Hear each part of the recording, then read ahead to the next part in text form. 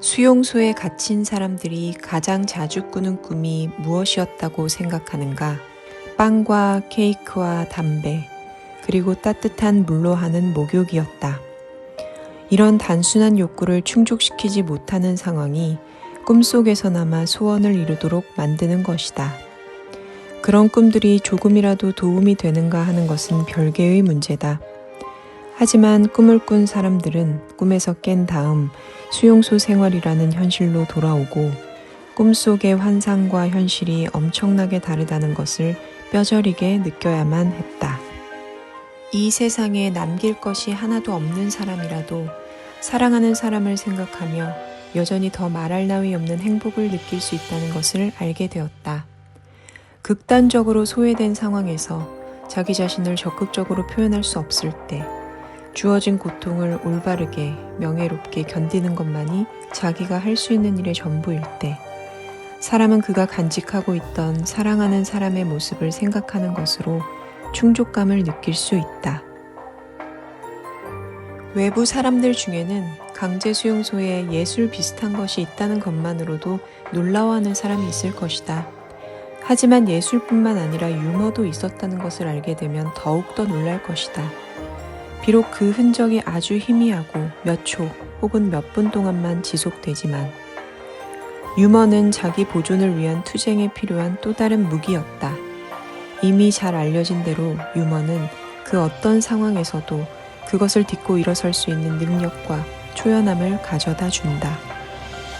인간에게서 모든 것을 빼앗아갈 수 있어도 단 한 가지, 마지막 남은 인간의 자유. 주어진 환경에서 자신의 태도를 결정하고 자기 자신의 길을 선택할 수 있는 자유만은 빼앗아갈 수 없다. 사람은 어느 정도 긴장 상태에 있을 때 정신적으로 건강하다. 그 긴장이란 이미 성취해 놓은 것과 앞으로 성취해야 할 것 사이의 긴장, 현재의 나와 앞으로 되어야 할 나 사이에 놓여있는 간극 사이의 긴장이다. 이런 긴장은 인간에게 본래부터 있는 것이고 정신적으로 잘 존재하기 위해서 필수 불가결한 것이다. 이제 우리는 삶의 의미란 끊임없이 변하지만 절대로 없어지지 않는다는 것을 알았다.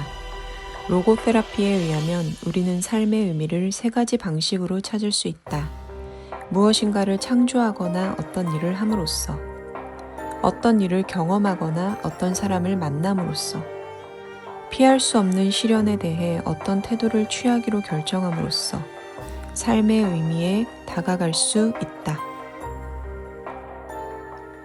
가능성 대신에 나는 내 과거 속에 어떤 실체를 갖고 있어. 내가 했던 일, 내가 했던 사랑뿐만 아니라 내가 용감하게 견뎌냈던 시련이라는 실체까지도 말이야. 이 고통들은 내가 가장 자랑스럽게 생각하는 것이지. 비록 남들이 부럽다는 생각을 하지는 않지만 말이야.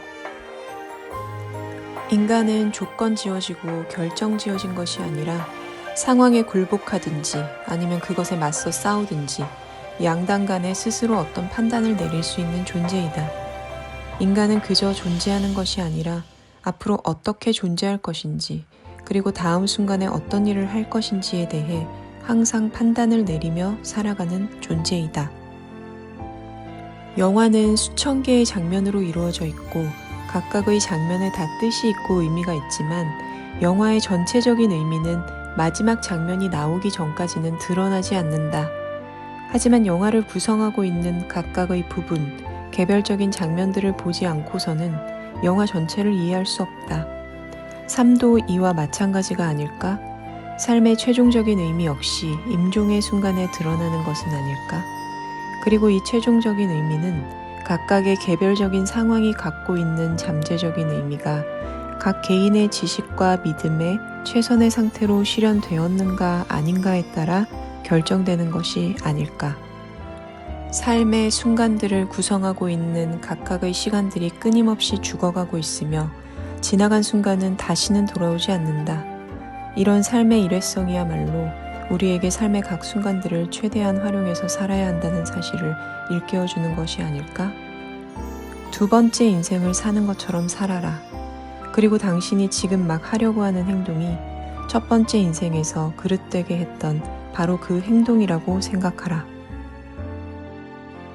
젊은 사람들은 나이 든 사람들을 부러워해야 한다.